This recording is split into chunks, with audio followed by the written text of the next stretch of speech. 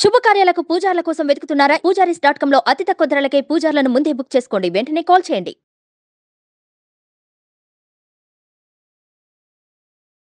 ఓం శ్రీ మాత్రే నమః. ఇప్పుడు తెలియచేసేటువంటి అంశము మరి ఇది మార్గశిర మాసము. మార్గశిర మాసంలో లక్ష్మీ వారాలు అని చెప్పేసి మనం చేస్తూ ఉంటాం. లక్ష్మీ వారము అంటే గురువారము. గురువారాన్ని లక్ష్మీ వారము అని చెప్పేసి మనం తెలియచేయటం జరుగుతుంది. లక్ష్మీవారం అని చెప్పేసి కొంతమందికి నానుడి లక్ష్మీవారము అని అంటారు, అంటే గురువారము. సరే, ఆ గురువారాలు ఏం చేయాలి అని అంటే చిన్నవి తెలియచేస్తాను నాన్న. తప్పనిసరిగా ఒక కథ అనేటువంటిది ఉంటుంది. ఆ కథని చదివి అక్షింతలు వేసుకోవటం అనేటువంటిది చాలా మంచిది. సాధారణంగా ప్రతి స్త్రీల వ్రత పుస్తకము అన్న దాంట్లో ఉంటుంది, ప్రతి పుస్తకంలో కూడా లభిస్తూ ఉంటుంది. అయితే ఏంటంటే ఆ కథని చదువుకోవడం విశేషం. వాస్తవంగా ఆ కథని చదువుకొని చక్కగా, అంటే సింపుల్గా కూడా తెలియచేస్తాను, పెద్దగా కాకపోయినా సింపుల్గా ఒక అమ్మగా తెలియచేస్తాను నాన్న. ఒకానొక ఊరిలో సరే ఒక పెద్ద ఒక ఆమె ఉండేది. ఆమెకి తన కూతురిని, అంటే సవతి కూతురు అంటారు, ఆ కూతురికి సరే తనకున్నటువంటి పిల్లల్ని ఆమెకిచ్చి ఆడుకోమని, అంటే వాళ్ళని ఆడించమని చెప్పేసి చెప్తూ ఉండేది. ఆడించమని చెప్పి ఒక చిన్న బెల్లం ముక్క కూడా ఇచ్చేది పిల్లల కోసమని. ఆమె ఏం చేసేది, ప్రతిరోజు కూడా లక్ష్మీ అమ్మవారంటే చాలా ఇష్టం. మరి ఆ గురువారాలు తప్పనిసరిగా లక్ష్మీ అమ్మవారిని ఆరాధిస్తుండేది ఆ అమ్మాయి. ఆరాధించి ఆ బెల్లం ముక్కని నైవేద్యం పెట్టేది చక్కగా. అలా ఏంటంటే ఆ అమ్మాయికి ఎప్పుడు కూడా శుభం జరుగుతూ ఉండేది, మరి లక్ష్మీ అనుగ్రహంతో. కొంతకాలం అయిన తర్వాత మరి ఆ అమ్మాయికి వివాహం చేశారు. వివాహం చేస్తే సరే తన అత్తగారింటికి వెళ్ళిపోయింది. అత్తగారింటికి వెళ్ళిపోయిన తర్వాత మరి వాళ్ళ తమ్ముడు ఎప్పుడైతే మరి చిన్న బాబుని తమ్ముడిని ఎప్పుడూ ఆడిస్తూ ఉండేది. మరి ఆ బాబు కూడా పెద్దవాడయ్యాడు. తర్వాత ఆ బాబు ఒకరోజు వాళ్ళ అక్క వాళ్ళ ఇంటికి వచ్చాడు.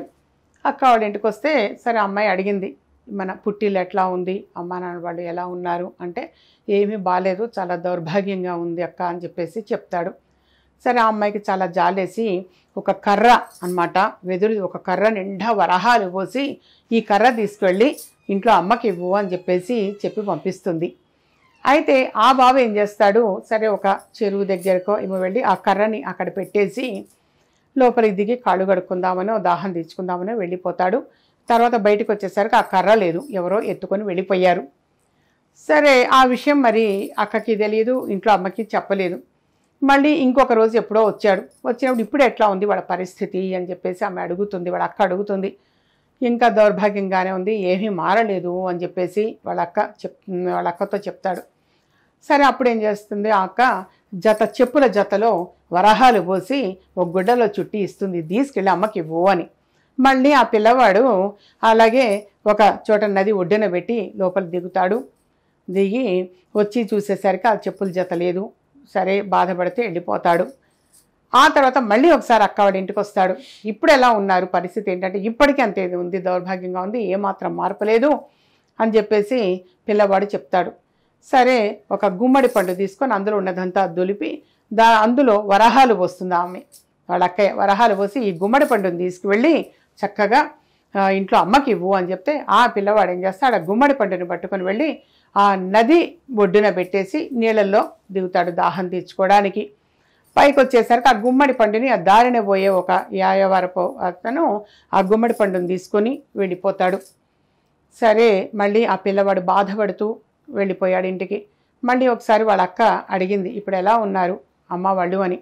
ఏమీ మారలేదు, ఇసుమంతైనా సరే మార్పలేదు, అంతే దరిద్రంగా దౌర్భాగ్యంగా ఉన్నారు అని చెప్పేసి.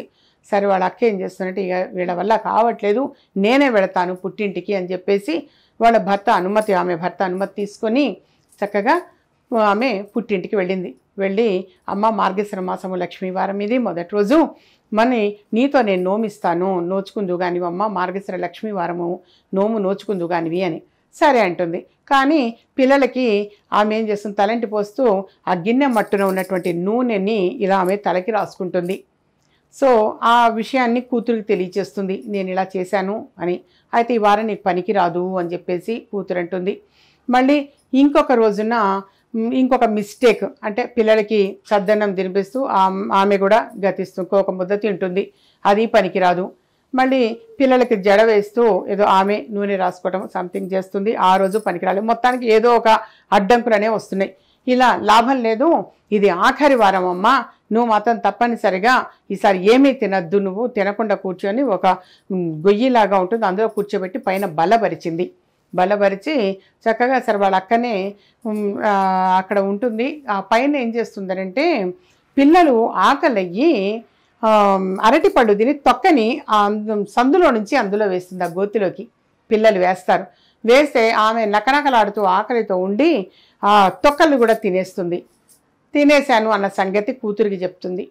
ఇక మరి ఈ వారం కూడా పనికిరాదు. 4 వారాలు కూడా ఆమెతోటి నోమించలేకపోయింది, ఆమె నోచుకోలేదు.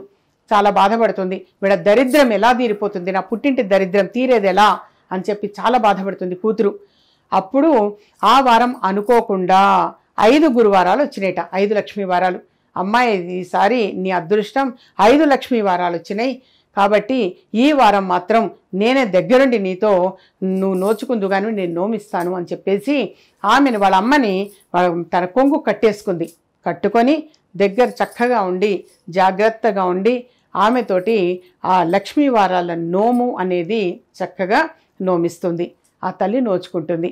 అది నోచుకోవటం కంప్లీట్ అయిపోయిన తర్వాత సరే లక్ష్మీ అమ్మవారు వీడు నైవేద్యం పెట్టింది, లక్ష్మీ అమ్మవారు తన కూతురు నైవేద్యం పెట్టింది వచ్చి తినిపోయింది పరమాన్నం. వాళ్ళ అమ్మ చేసింది మాత్రం తినలేదు. అమ్మ మా అమ్మది మాత్రం ఎందుకు నువ్వు ముట్టుకోలేదు, నైవేద్యం పెట్టింది నువ్వు తినలేదమ్మా, బాధ అనిపిస్తుంది అని అంటే, చిన్నప్పుడు మీ ఈ అమ్మ నిన్ను చీపురు కట్టతోటి కొట్టింది, అందువల్ల నేను ముట్టుకోవట్లేదు అని.